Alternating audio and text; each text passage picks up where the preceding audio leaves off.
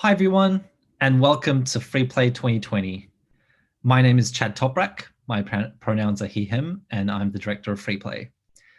I'd like to begin by acknowledging that Freeplay hosts and broadcasts from the stolen lands of the Wurundjeri people of the Kulin Nations, where stories have been shared and games have been played since time immemorial.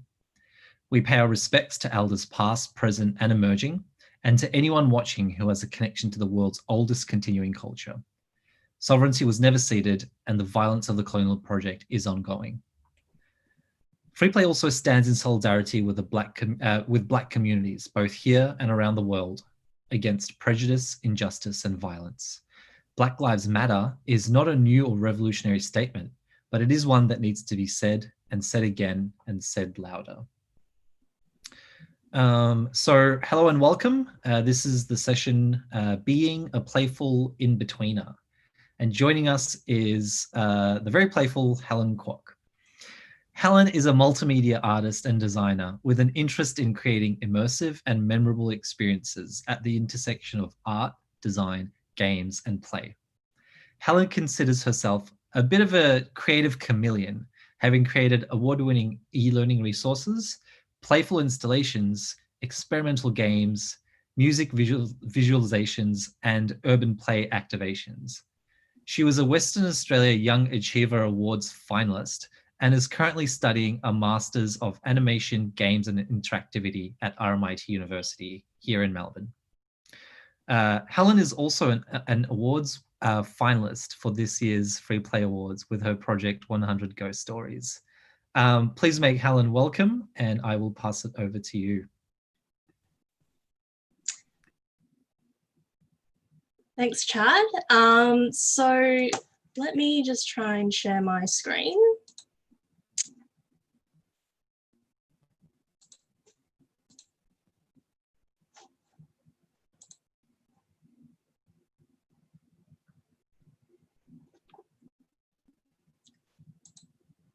Hang on, let me try and do that again.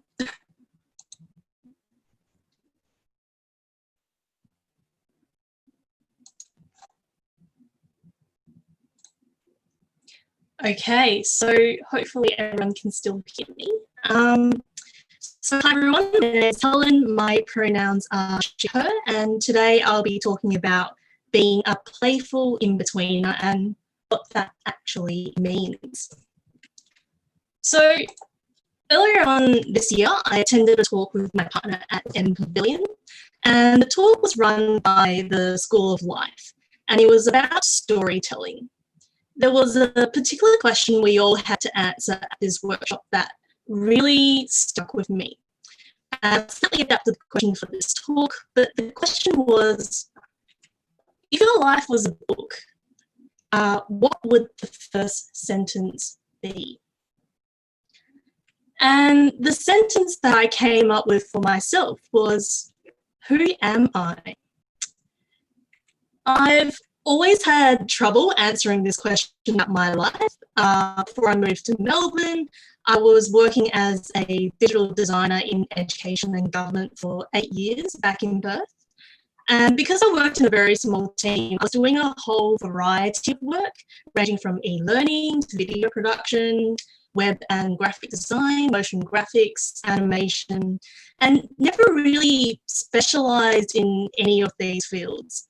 I also kept exploring things outside of work as well, so sound and music production, creative advertising, and also games. In 2017, I volunteered for Play Up Perth and got to meet some of the games community there. But overall, I kind of just felt like I was a bit of a jack of all trades and master of none. And do a bit of everything because I'm naturally curious about a lot of things, but never really felt like I belonged in any of these categories of communities, like I was an in-betweener, someone who doesn't quite belong in any specific field or discipline. And so whenever I get asked, oh, Helen, what do you do? I always kind of called myself a multimedia artist or designer because multimedia means I can do multiple media and I didn't have to choose one. And then finally, at the end of 2018, I decided to quit my job and apply for a Master of Animation, Games and Interactivity at RMIT University. I was accepted and moved to Melbourne early last year. And what attracted me to the MAGI program was how broad the name was. It's animation, games, and interactivity. And I was like, oh, this is great because I get to try all three and figure out which one I like the best and then specialize in it. And what's great about MAGI is that every semester students get to work on a studio project that they can define themselves. We get to define our own briefs, come up with our own ideas and choose which media we want to work with. So I was going to use this opportunity to explore different areas and then hone in on the thing that I was most interested in. So my first project at MAGI was 100 Ghost Stories. 100 Ghost Stories is an interactive book installation that uses projection mapping to project animated ghost stories onto a physical book, and a leap motion device controls its interactivity. I was really interested in projection mapping after visiting the Borderless exhibition in Japan back in 2018. And I've always been a huge fan of Moment Factory's work all over the world.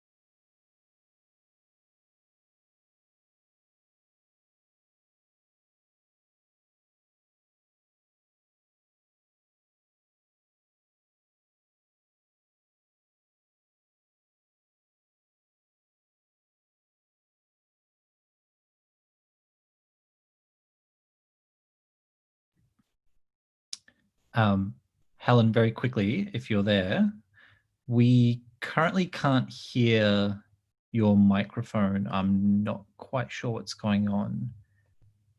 So maybe we can try and give this a quick restart.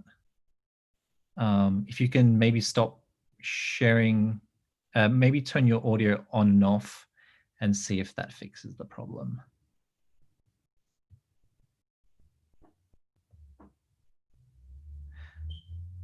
Apologies for the technical difficulties for those of you who are joining us on the stream. We'll get this back up shortly.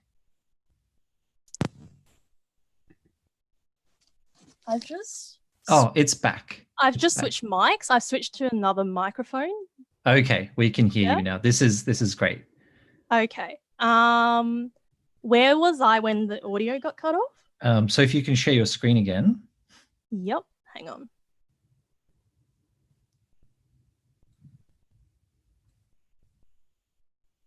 on. So if you go back to the previous slide. Yeah, so this one. Happy for you to take it from here. Sorry, okay. Everyone. Sorry, everyone. That's all right. We're back now, so okay. All right. Awesome. Over to you again. Thanks for letting me know.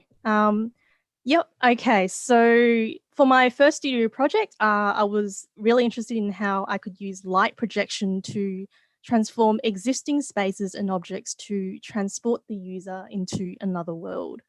And having worked as a digital designer for 8 years, designing for screens and devices, I was interested in designing experiences that kind of goes beyond the screen into the physical realm. And how 100 Ghost Stories came about was back in 2017 when I visited Melbourne for Melbourne International Games Week. I went to this hockey-sci exhibition at the National Gallery of Victoria. It was the last day of the exhibition. It was packed. But one set of prints that really stuck with me that day was Hokusai's Ghost Stories. These prints were based off this traditional Japanese parlor game called A Gathering of 100 Supernatural Tales. And how this game works is that a group of friends would gather in a dark room filled with 100 candles. Each person takes turns to share a ghost story with one another, and after each frightening tale, a candle in the room is extinguished, plunging the room deeper into darkness. And it's rumored that upon the last candle going out, spirits are said to be summoned. So I really, really wanted to replicate this experience in the form of a playful installation, where the ghost stories would be projected onto a real physical book, and players have to physically close their hand like they're extinguishing a candle flame in order to progress to the next ghost story. So decided to animate 3 ghost stories for this installation. There's Okiku, the ghost from the well, Koheiji, the ghost from the swamp, and Oiwa, the ghost in the lantern. And I collaborated with Frances Ingilio for the sound design for this project, and she did an amazing job with the music. Also had to deal with the interactivity side of things, so configuring the leap motion device to detect the hand gesture of the player when they're extinguishing the candle flame, and sorting out the physical setup and illustrating the physical book, and learning how to projection map onto objects, because I've never done that before. And so here's 100 ghost stories.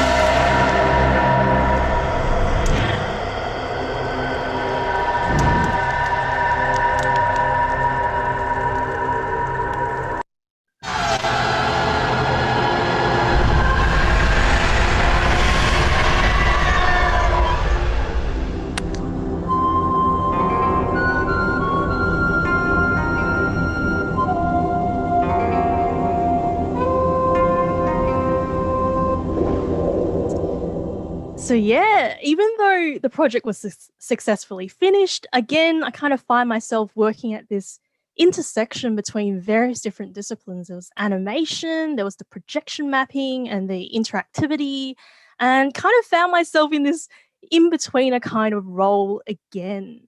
But moving on to the second studio project, so Jump Jump Band is a multiplayer rhythm game where players have to physically jump to the beats of the music. And I was heavily inspired by the playground game Jump Rope, in particular the physical movement and the social interaction from group skipping. I really wanted to capture that feeling of togetherness when you're all jumping together with your friends. So in order to make this game, I suddenly kind of found myself doing programming work, learning how to use Unity, which I've never used before. And for my first Unity project, not only was I learning how to code in C#, but also learning how to integrate Unity with the Kinect controller. I was also doing the art for the game, so designing the junkyard musical instruments which the players play. And the visual style of the game was actually heavily inspired by the works of Sean Tan, Nick Bantock, and the Dada movement. So yeah, doing all the backgrounds and also the assets. As for the sound design, I collaborated with sound designer Tom Aylett, and here's just a very, very quick trailer of Jump Jump Band.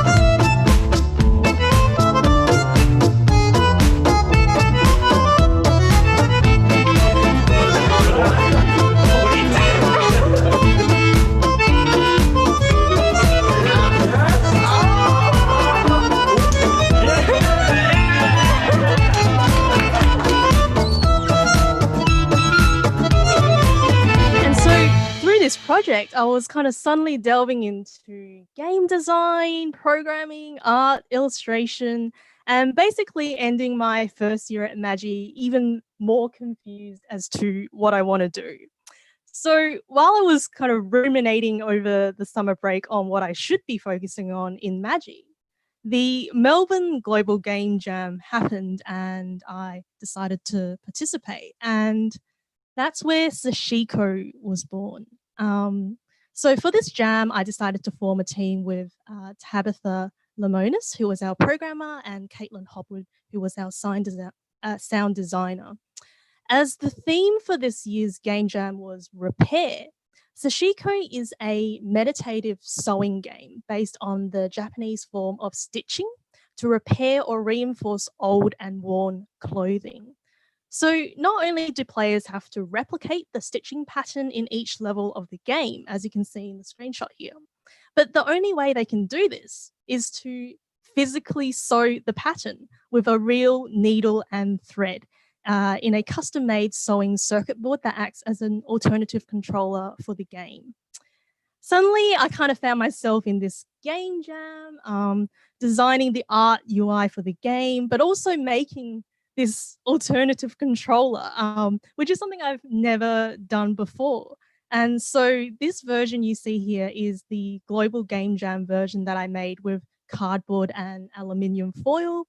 Because I only had 2 days to make this, the solution was very makeshift, as you can see from the dozens of alligator clips attached. And luckily, all the games made for the Melbourne Global Game Jam this year were also invited to showcase to the public at the South Melbourne Town Hall in the form of a play party.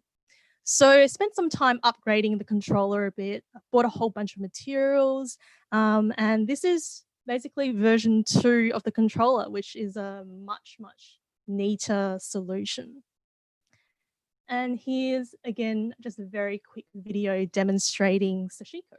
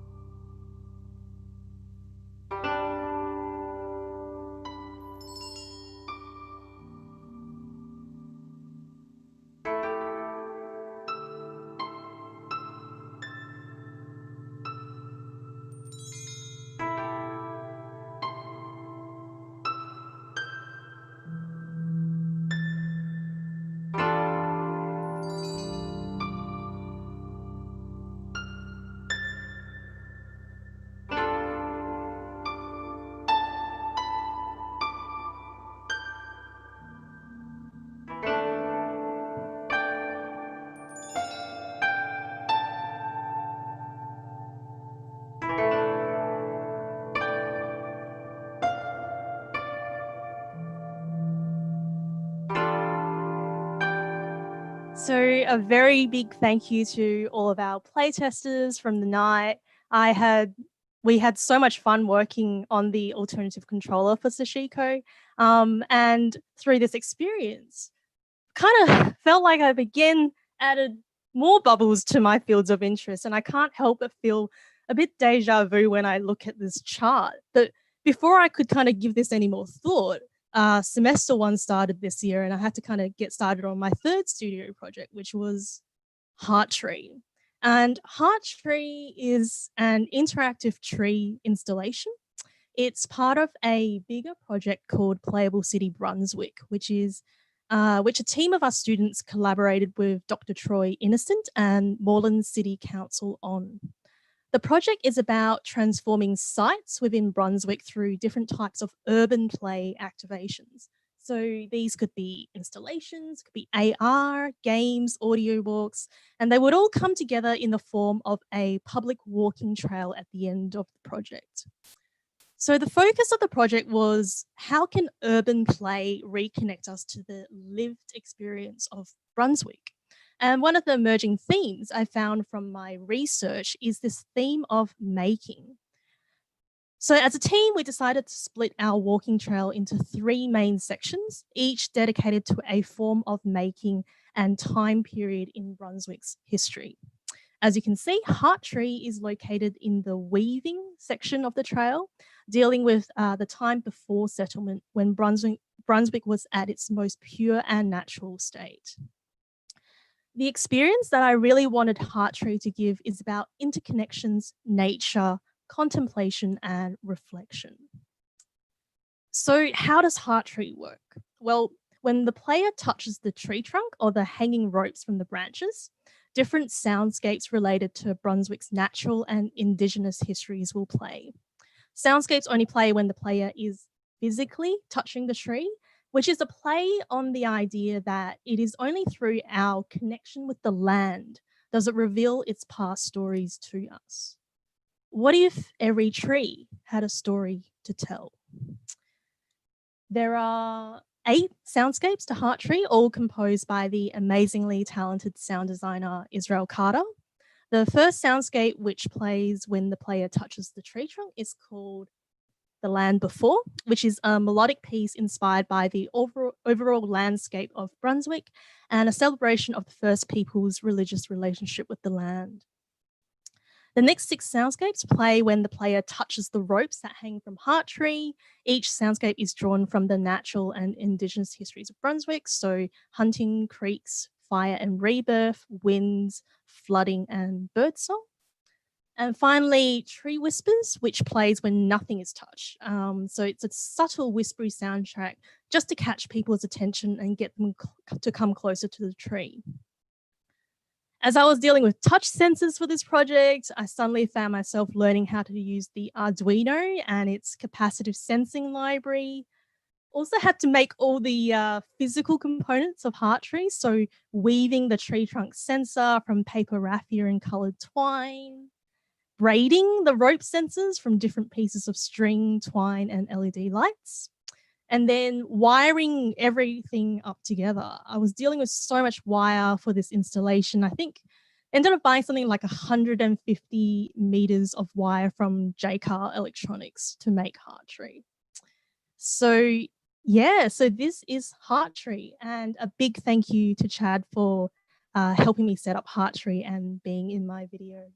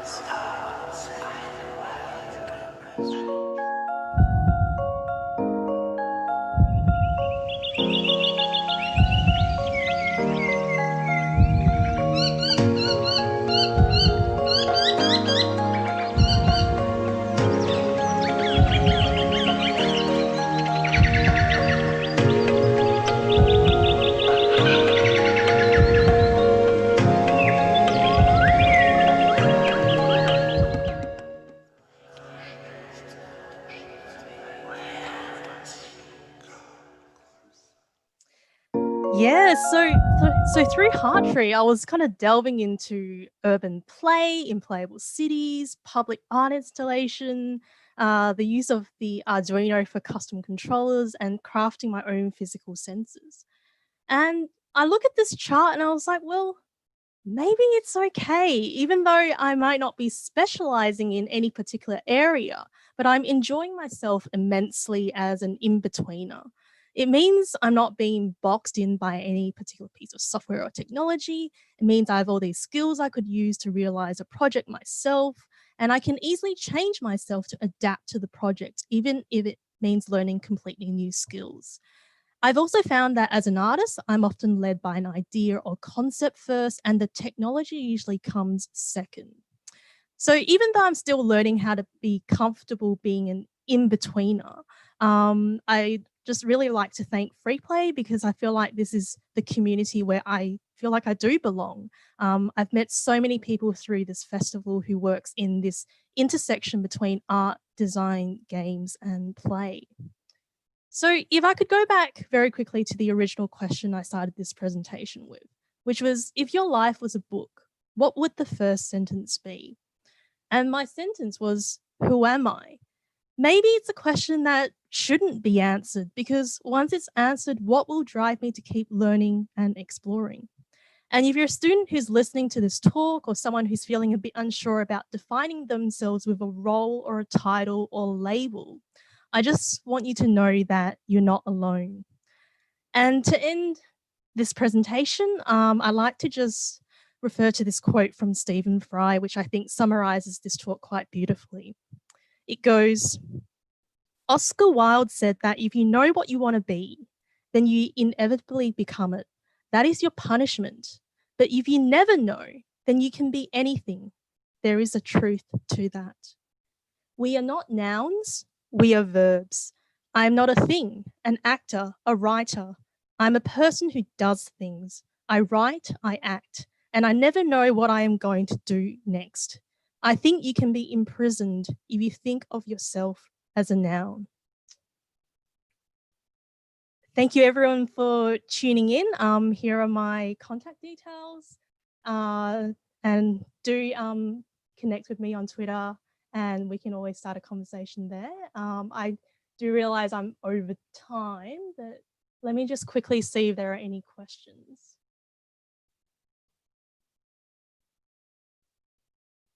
Nope. Okay. Yeah, so I think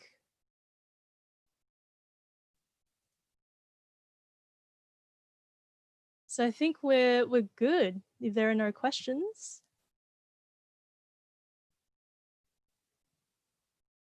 Great. Okay.